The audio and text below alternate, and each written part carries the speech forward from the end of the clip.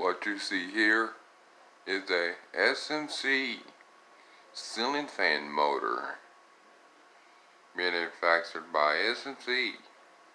I took the blades off because I broke one of them, and this has been the craziest ceiling fan. As you can tell, it's weird looking. I can see the burns in there. But anyways, yeah, I'll say thank you.